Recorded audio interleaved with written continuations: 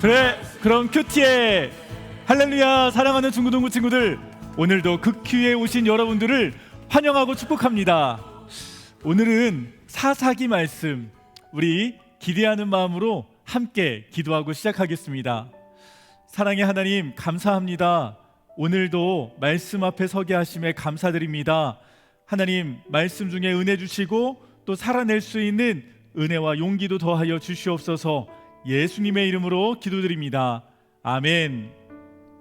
오늘 말씀은 사사기 2장 11절에서 23절까지의 말씀입니다. 먼저 목사님과 함께 한 목소리로 묵상하겠습니다. 이스라엘 자손들은 여호와께서 보시기에 악한 일을 저질렀으며 바알 신들을 섬겼습니다. 그들은 자신들의 조상을 이집트 땅에서 이끌어내신 조상의 하나님 여호와를 버리고 그들 주변 민족들의 신들을 따르고 숭배해 여호와를 진노하게 했습니다. 그들은 여호와를 버리고 바알과 아스다롯을 섬겼습니다. 이스라엘에 대한 여호와의 진노는 더욱 커졌습니다. 여호와께서는 그들을 약탈한 침략자들의 손에 넘겨주셨습니다. 침략자들은 이스라엘을 약탈했고 여호와께서는 그들을 주변 원수들의 손에 팔아넘기셔서 더 이상 그들의 원수를 당해낼 수 없게 됐습니다.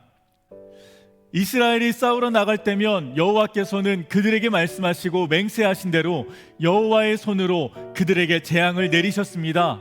이로 인해 그들은 무척 괴로웠습니다. 그때 여호와께서 사사들을 세우셨습니다. 사사들은 그들을 침략자들의 손에서 구해냈습니다. 그러나 그들은 여전히 사사들에게 순종하지 않고 다른 신들에게 자기 자신을 팔고 숭배했습니다. 그들은 그들의 조상이 여호와의 명령을 지키며 걸어왔던 길에서 금세 돌아섰습니다. 그들은 그들의 조상들처럼 행하지 않았습니다.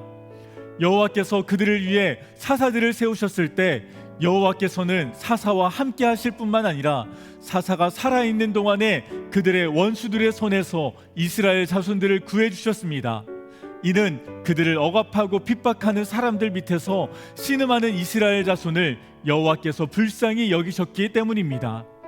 그러나 사사가 죽으면 그들은 되돌아서서 그들의 조상보다 더욱 타락해 다른 신들을 따르고 섬기며 그들을 숭배했습니다. 그들은 나쁜 행실과 고집스러운 습관을 버리지 않았습니다. 그러므로 이스라엘에 대해서 여호와께서 진노하시며 말씀하셨습니다. 이 백성이 내가 그들의 조상과 맺었던 약속을 어기고 내 말에 귀를 기울이지 않았기 때문에 여호수아가 죽으면 남겨놓은 민족들 가운데 어느 하나도 내가 더 이상 이스라엘로부터 몰아내지 않을 것이다. 내가 그 남은 민족을 이용해 이스라엘이 그들의 조상의 여호와의 길을 지켰던 것처럼 과연 그 길을 택해서 지킬 것인지 아닌지를 시험하고자 한다. 그래서 여호와께서는 그 민족들을 즉시 몰아내지 않고 살아남게 하셨으며 여호수아의 손에 그들을 넘겨주지 않으셨습니다. 네, 너무 잘 읽으셨어요. 오늘 본문은요, 좀 길어도 그래도 이야기 내용이라 그리 어렵지는 않을 것 같아요. 우리 잠깐 영상을 멈추고 우리 두 번 더 묵상하도록 하겠습니다.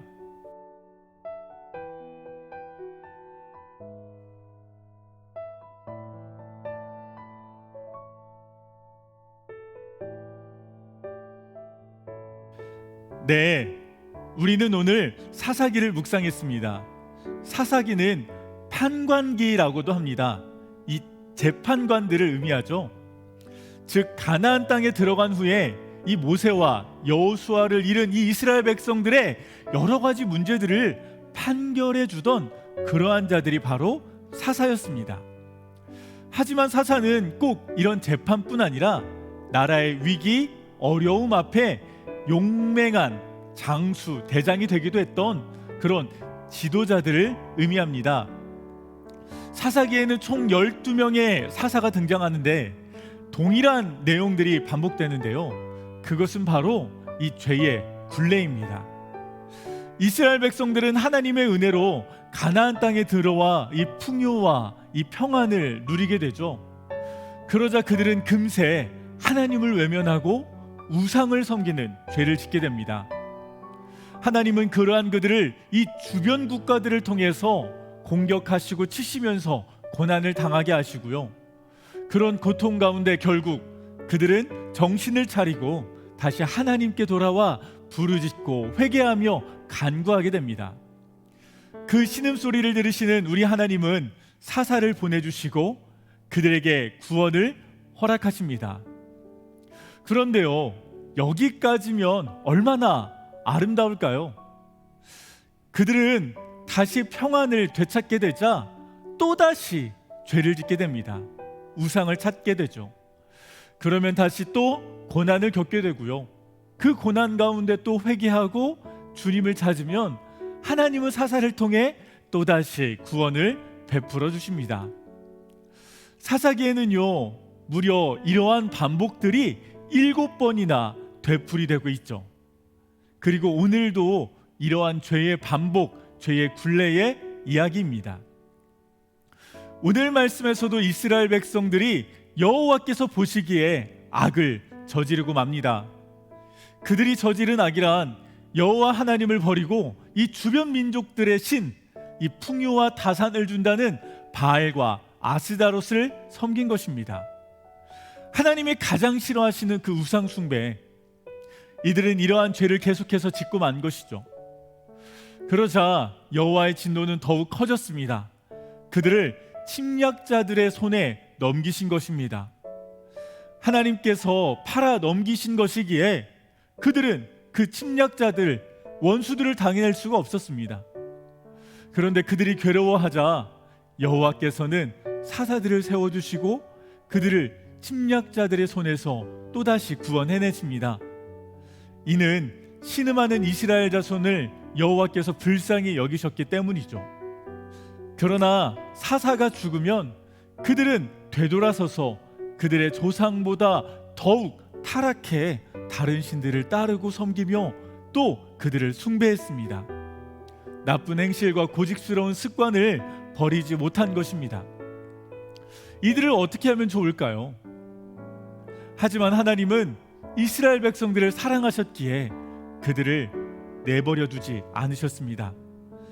남겨두신 다른 민족들을 이용해 이스라엘이 그들의 조상이 여호와의 길을 지켰던 것처럼 과연 그 길을 택해서 지킬 것인지 아닌지를 시험하고자 하셨습니다.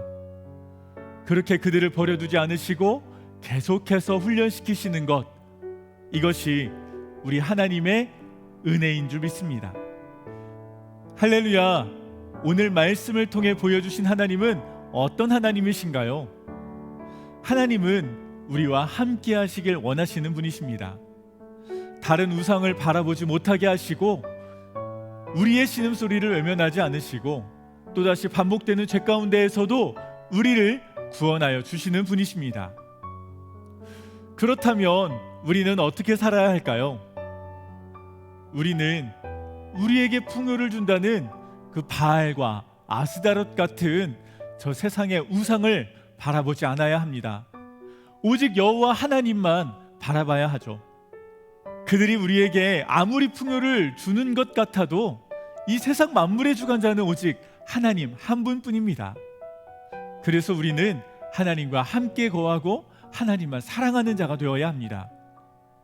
우리가 여전히 바라보고 있는 이 세상의 우상들은 무엇이 있나요? 하나님보다 더 사랑하며 매일 반복하며 짓고 있는 우리의 죄는 무엇인가요? 우리 한 주일 동안 함께 기도하며 묵상해 보겠습니다. 기도하겠습니다. 하나님, 우리가 하나님 외에 바라보고 있는 세상 모든 우상들을 버리게 하시고 오직 여호와 하나님만 바라보는 하나님의 참된 백성 되게 하여 주시옵소서. 예수님의 이름으로 감사하며 기도드립니다. 아멘.